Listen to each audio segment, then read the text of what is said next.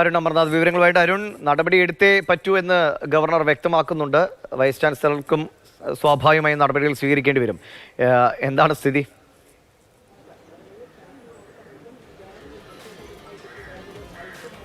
ദിവിഷ സൂചിപ്പിച്ചതുപോലെ തന്നെ രോഷാകുലനായി പെരുമാറുന്ന ഗവർണറെയാണ് നമ്മൾ കണ്ടത്. ഈ വിവാഹ ചടങ്ങിൽ നിന്നും മടങ്ങിയെത്തിയ ഗവർണർ ഗസ്റ്റ് ഹൌസിൽ നിന്ന് പുറത്തേക്ക് ഇറങ്ങുകയായിരുന്നു. ഇവിടെ സ്ഥാപിച്ച ഈ ബാനറുകൾ ഈ ഫോണിൽ വിളിച്ച വൈസ് ചാൻസലറോട് ആവശ്യപ്പെടുകയായിരുന്നു. ഇത് എന്തുകൊണ്ടാണ് ഇത് നീക്കം ചെയ്യാത്തത്, ഇത് നീക്കം ചെയ്യാൻ എന്തെങ്കിലും നടപടി താങ്കൾ ആവശ്യപ്പെട്ടിട്ടുണ്ടോ, പോലീസിൽ അറിയിച്ചിരുന്നോ എന്നുള്ള കാര്യങ്ങൾ ഫോണിൽ വിളിച്ച് തന്നെ ഗവർണർ ആരായുകയായിരുന്നു. വളരെ രോഷാകുലനായാണ് അദ്ദേഹം മടങ്ങി ഗസ്റ്റ് ഹൌസിലേക്ക് തിരിച്ചു പോയത്. ഇന്നലെ രാവിലെയോടുകൂടി തന്നെ ഈ ബാനറുകൾ ഇവിടെ SFI സ്ഥാപിച്ചിരുന്നു.